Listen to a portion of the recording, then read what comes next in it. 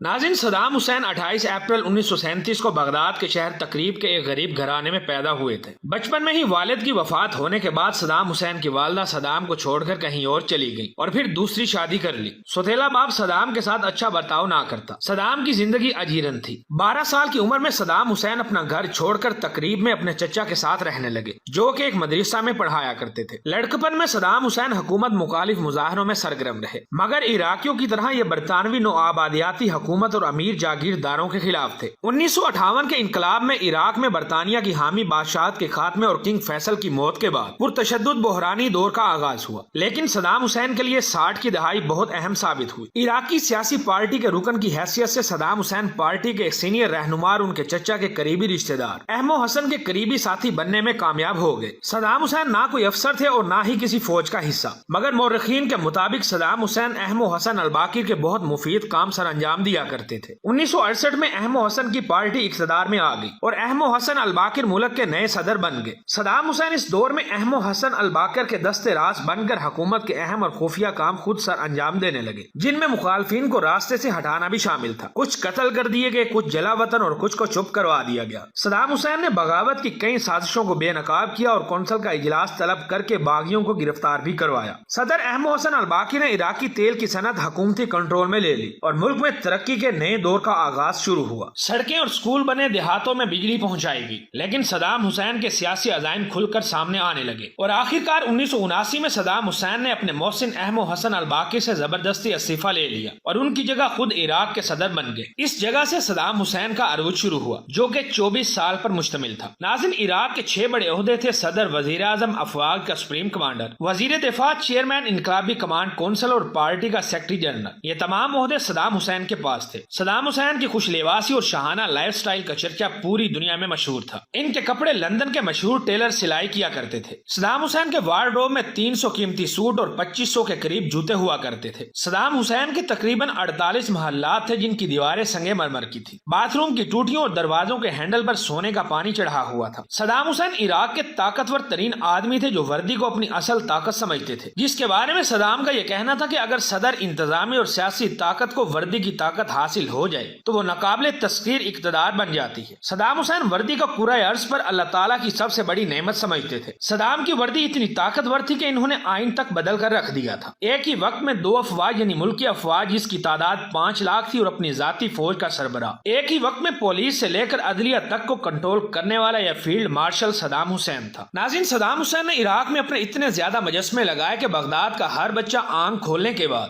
Saddam Hussein کا وردی پہنا ہوا باروب چہرہ دیکھتا تھا۔ صدام حسین کی فوجی وردی میزائل پروف گاڑی میں سفر کرتی تھی، جس کو دھونے سے پہلے دھوبی اور استری کرنے والا بھی اس وردی کو سیلیوٹ کیا کرتا تھا۔ صدر صدام حسین کا حکم تھا کہ کرنل سے کم رینک کا بندہ وردی کو ہاتھ تک نہیں لگا سکتا، اور اس تقدس کو برقرار رکھنے کے لیے صدام حسین نے دھوبیوں اور استری کرنے والے ملازموں کو کرنل کا عہدہ دے رکھا تھا۔ وردی کی طاقت اور تیل کی دولت کے نشے میں چور صدام حسین کے سیاسی عزائم عراق کے حدود سے واضح طور پر بڑھنے لگے۔ صدام حسین خود کو عرب دنیا کا رہنما اور تاریخ میں خود کو سلطان صلاح الدین ایوبی جیسا سپہ سالار سمجھتا تھا، کیونکہ سلطان صلاح الدین ایوبی بھی تقریب میں پیدا ہوئے تھے۔ صدر صدام حسین کے جارحانہ عزائم کی پہلی مثال 1980 میں اس وقت سامنے آئی جب عراق کی فوج نے ہمسایہ ملک ایران پر جنگ مسلط کر دی، جو کہ صدر صدام حسین کو بہت مہنگی پڑی۔ 8 سال تک چلنے والی اس جنگ میں 10 لاکھ افراد جان سے گئے۔ علاوہ ازیں اس جنگ سے عراق کے قومی خزانہ پر بہت بوجھ پڑا۔ اب صدام حسین کا اگلا ہدف کویت تھا۔ صدام حسین نے کویت پر عراقی تیل چوری کرنے کا الزام لگایا اور مطلوبہ معاوضہ نہ دینے پر عراقی فوجیں کویت پر چڑھ دوڑی۔ صدام کو یہ فوجی کارروائی بھی بہت مہنگی پڑی۔ صدام حسین کو امید تھی کہ بڑی طاقتیں جنہوں نے ایران کے خلاف جنگ میں ان کا ساتھ دیا تھا، ہتھیار اور وسائل بھی فراہم کیے تھے، اب یہ طاقتیں کھل کر حمایت نہ بھی کریں کم سے کم مخالفت نہیں کریں گی، لیکن حالات بدل چکے تھے، یعنی تیل اور اسرائیل کی حفاظت ہر قیمت پر سب سے زیادہ ضروری تھی۔ یہی وجہ تھی کہ امریکی قیادت اور برطانیہ نے عراق پر جنگ مسلط کر ڈالی۔